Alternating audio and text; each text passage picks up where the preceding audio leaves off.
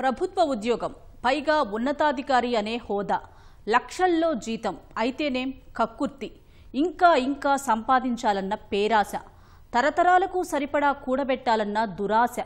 ఇది రాష్ట్ర ప్రభుత్వంలోని కొందరు అధికారులు, సిబ్బంది తీరు. పనుల కోసం తమ వద్దకు వచ్చే వారిని లంచం కోసం జలగల్లా పీడిస్తున్నారు. అడిగినంత ఇవ్వకుంటే పనులు ఆపేస్తున్నారు.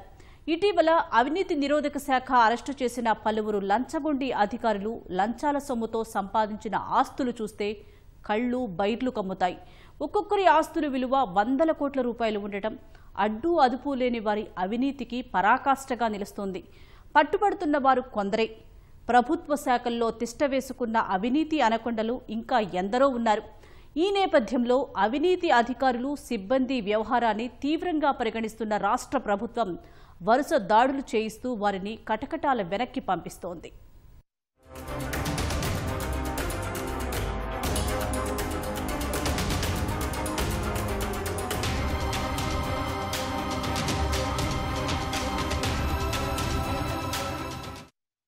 ఇటీవల కాలంలో అవినీతి నిరోధక శాఖకు పట్టుబడుతున్న కొందరు ప్రభుత్వ అధికారుల ఆస్తులను చూస్తే వీరు వెలగబెడుతున్నది నిజంగా ప్రభుత్వ ఉద్యోగమా లేక కార్పొరేట్ కంపెనీలను నడుపుతున్నారనే సందేహం రాకమానదు. అంతలా ఉంటున్నాయి వీరి ఆస్తులు. లంచావతారులపై ఫిర్యాదుల ఆధారంగా నిఘా ఉంచుతున్న ఏసీబీ వారిని వలపన్ని పట్టుకుంటోంది. వారి ఇళ్లల్లో సోదాలు జరిపి ఆదాయానికి మించి ఆస్తులు ఉంటే అరెస్టు చేసి జైలుకు పంపుతోంది. 2024లో ఏసీబీ 11 మంది అధికారులపై ఆదాయానికి మించి ఆస్తుల కేసులు నమోదు చేయగా వారి వద్ద గుర్తించిన అక్రమార్జన విలువ అక్షరాల 100 కోట్ల రూపాయలు. అనధికారికంగా ఈ ఆస్తుల విలువ సుమారు 1000 కోట్ల రూపాయల వరకు ఉంటుందని అధికారుల అంచనా. ఈ ఏడాది ఇప్పటివరకు నమోదైన 6 కేసులలో గుర్తించిన సొత్తు అనధికారికంగా 500 కోట్ల రూపాయల వరకు ఉంటుందని భావిస్తున్నారు.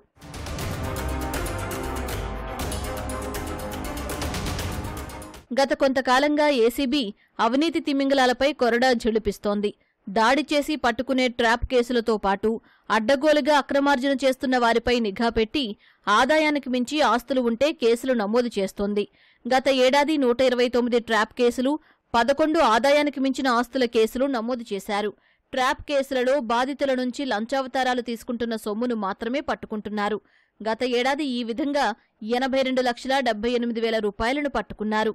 ఎవరైనా అధికారి లంచాలు స్వీకరిస్తున్నట్లు అనుమానం ఉంటే వివరాలు ఆరా తీసి ఆకస్మికంగా సోదాలు చేస్తున్నారు. అవినీతి అధికారుల ఆస్తులను గుర్తించి సీజ్ చేస్తున్నారు.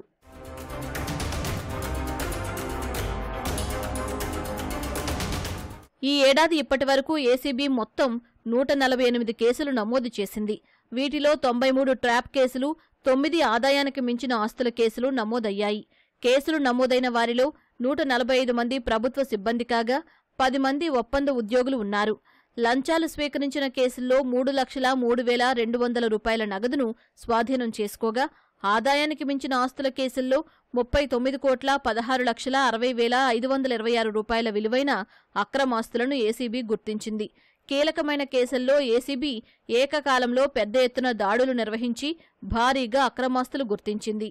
ఈ వ్యవస్థలో ఏంటంటే అవినీతి అంటే ఏదో మేము అది మా హక్కులాగా ప్రభుత్వ అధికారులు పనిచేస్తున్నారు. ఎందుకంటే ప్రభుత్వం, ప్రజలు వాళ్ళు కష్టంగా పనిచేస్తూ, వాళ్ళు వ్యవసాయం చేస్తూ, కూలి పని చేస్తూ, పన్నులు కట్టు మన కోసం మన ప్రభుత్వ ఉద్యోగాలను పెట్టుకుని వాళ్ళకి అన్ని రకాలుగా సౌకర్యాలు కల్పిస్తుంటే వీళ్ళు వాళ్ళ విధులను పక్కన పెట్టేసి వీళ్ళ అవినీతిని చేస్తూ అక్రమాలకు వీళ్ళు పాల్పడుతున్నారు. రాజకీయ నాయకులు, అధికారులు అనేది ఒక పరస్పర సహకారంతో అయిపోతుంది. నేను ఇంత పని చేస్తున్నాను, మీరు ఇంత పని చేయండి, మీ ఫైల్కి నేను సంతకం పెడతాను, నేను చేసే తప్పకు మీరు సపోర్ట్ చేయండి అనే వ్యవస్థ ఉంది. కాబట్టి చాలా మంది రిటైర్డ్ ఎంప్లాయీస్ రీసెంట్గా మనం ఒక ఏపీలో చూసుకుంటే మాత్రం ఒక కేసు 25 లక్షలు 5 కోట్లు డిమాండ్ చేసినట్టే మన వ్యవస్థ ఏ స్థాయికి ఎదిగిపోతుందో. ఒక పేదోని దగ్గర, ఒక సామాన్యుని దగ్గర అతను హక్కుగా పనిచేయాల్సిన ఒక ప్రభుత్వ అధికారి హింసించి, పీడించి డబ్బులు వసూలిస్తున్నారు.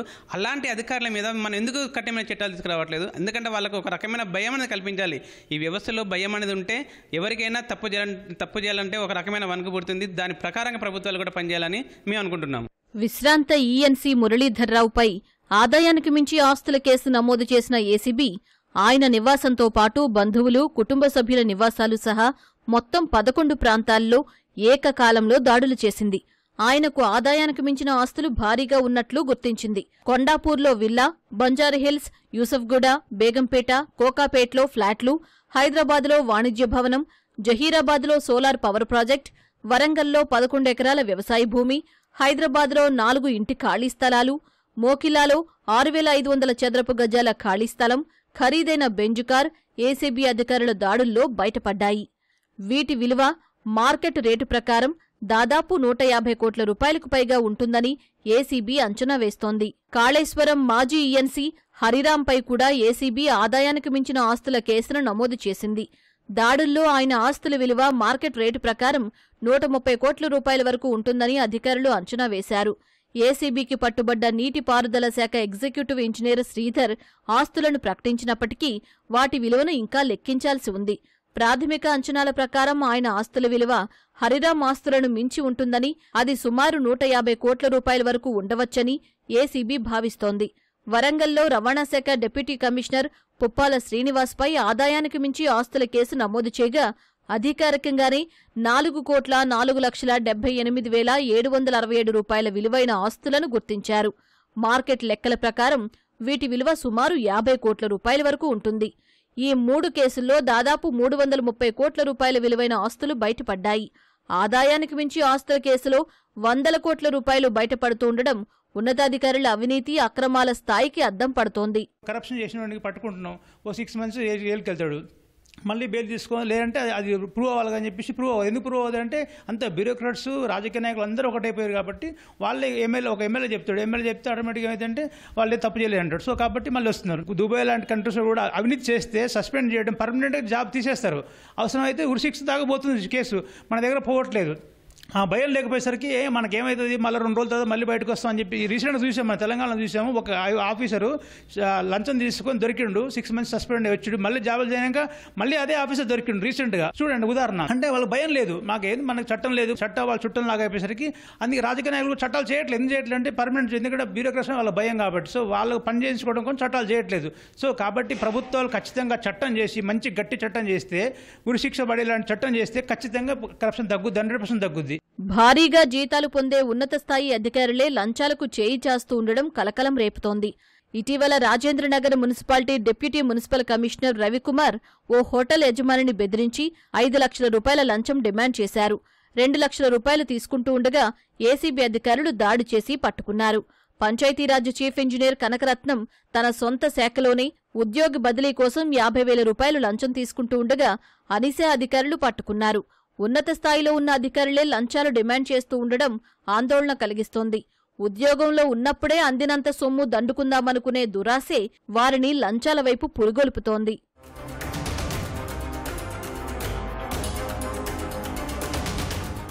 అభివృద్ధి పనులు కొందరు అధికారులకు వరంగా మారుతున్నాయి. ఆయా పనుల కోసం ప్రభుత్వం కోట్ల రూపాయలు ఖర్చు పెడుతూ ఉండడంతో వాటిని పర్యవేక్షిస్తున్న అధికారులు కూడా చెలరేగిపోతున్నారు. కాంట్రాక్టర్ల నుంచి భారీగా పర్సంటేజీలు, లంచాలు, అక్రమాల ద్వారా భారీగా దండుకుంటున్నారు. ఏసీబీకి పట్టుబడిన నీటిపారుదల శాఖ అధికారి నూనె శ్రీధర్ ఒక్కరే కాళేశ్వరం ప్రాజెక్టులో 15,000 కోట్ల రూపాయల పనులను పర్యవేక్షించారు. హరిరాం ఎంతకంటే ఎక్కువ విలువైన పనుల పర్యవేక్షణ బాధ్యతలు చూశారు. ఈ ఏడాది ఆదాయానికి మించి ఆస్తుల కేసులో పట్టుబడిన 6గురిలో 2 నీటిపారుదల శాఖ అధికారులే, మరో 2 రవాణా శాఖకు చెందిన వారున్నారు. ప్రజల్లో ఏమైందంటే అసహనం ఎక్కువ ఉంది. అయ్యా ఇవాళ అప్లికేషన్ ఇచ్చాం, ఒక వారం రోజులు టైం పడుతుంది, దాని టైంలో దాన్ని రాని అని లేదు.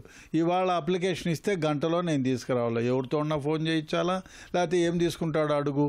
ఎందుకంటే ఓపికలు లేవు మనుషుల దగ్గర. ప్రభుత్వాలు చేయాల్సిన పని ఏమంటే అప్లికేషన్ ఆన్లైన్లో ఇచ్చేయి, నువ్వు ఆఫీస్కి పోవాల్సిన పని లేదు. ఆటోమేటిక్గా నువ్వు డబ్బు కట్టేది ఉంటే బ్యాంకులో కట్టి డీడీ ట్రాన్స్మిట్ చేస్తే ఆటోమేటిక్గా నీకు ఇవ్వాలా.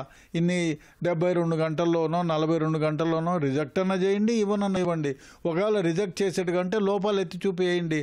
అంటే ట్రాన్స్పరెన్సీ ఉంటే డెఫినెట్గా కొంతవరకు తగ్గుతుంది. రాజు మంచివాడైతే దాని ప్రకారం సైనికులు కూడా బాగానే ఉంటారు. రాజు కలుషితుడైతే సమాజంలో మిగతా వాళ్ళు కూడా ఆ దారినే ప్రయాణిస్తారు. ప్రజలు హానెస్ట్గా ఉండాలి, అదేవిధంగా ప్రభుత్వ అధికారులు హానెస్ట్గా ఉండాలి.